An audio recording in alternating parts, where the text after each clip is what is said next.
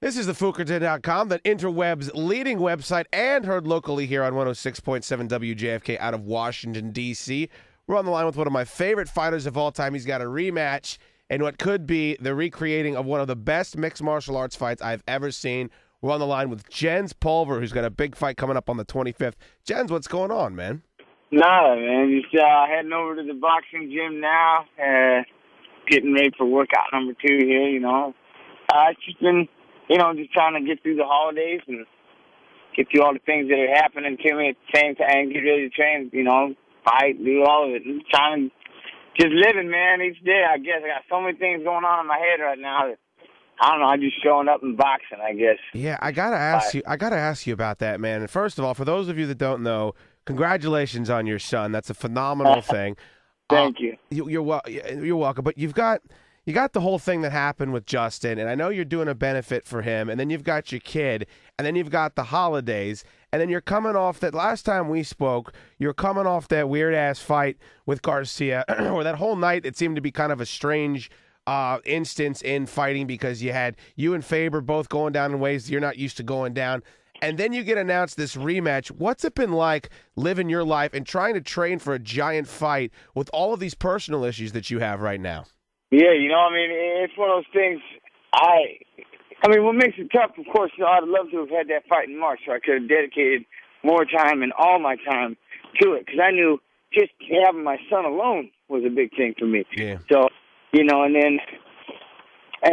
but they needed me in January. I was like, hey, no problem, whatever. And it works perfect, I guess.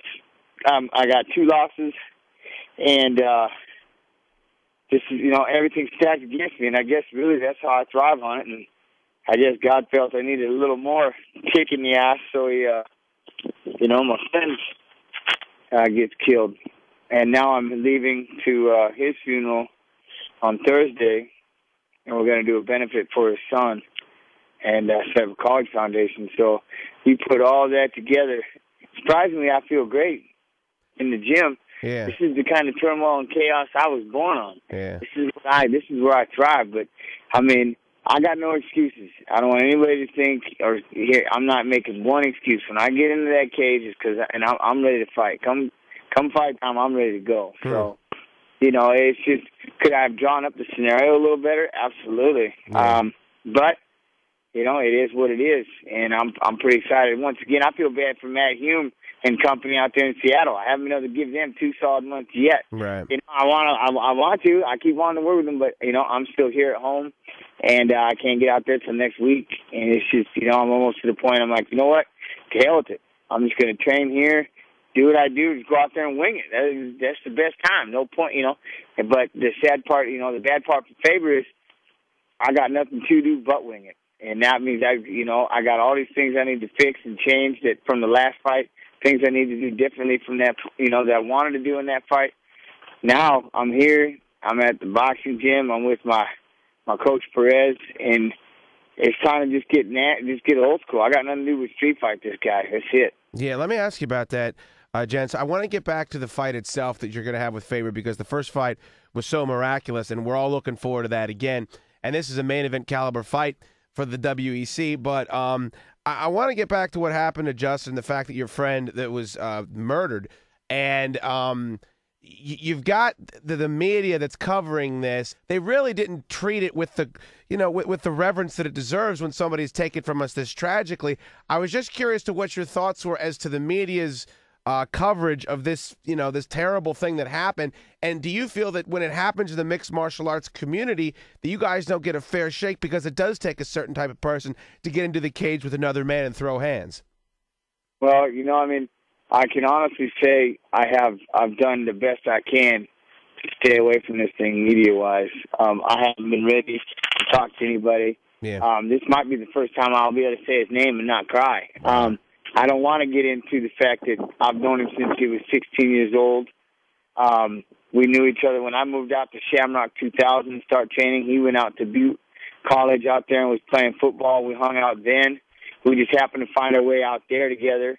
And then when I went to Iowa, I had no idea until a year later. And someone said, hey, there's this awesome inside linebacker or outside linebacker playing for Iowa State. He's from Boise, I believe. I go, really? And yeah, and they went to give me, you know, and then you got to tell me who it is. And sure enough, it was Justin.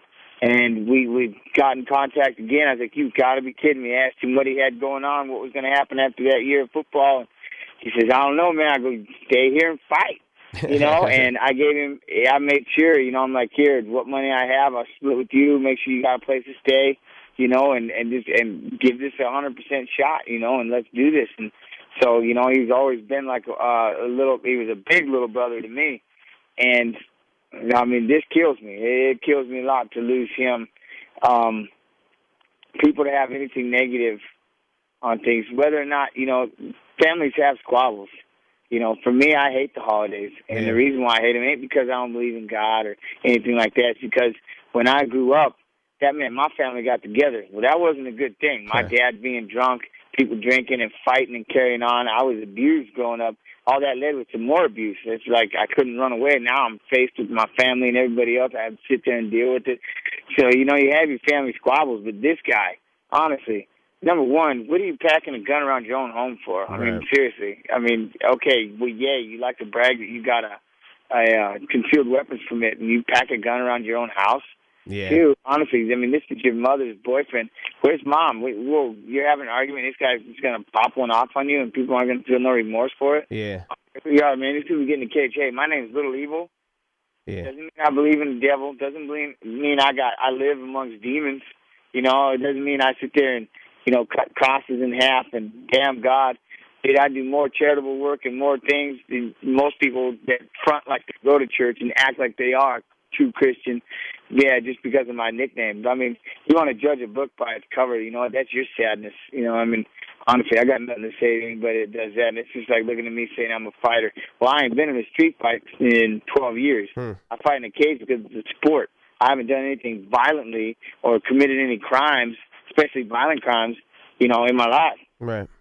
Just because I choose to fight, I'm what? I'm a dog. I'm a pit bull. You know, just because, you know, I feel like a damn pit bull. Just because I'm born doesn't mean I'm going to turn around and bite you. Doesn't mean I'm going to, you know, beat you senseless, take your kids and run from me kind of thing. And I hate when people portray that about fighters because I hate the fighters that try to walk around and portray that that's the kind of person they are.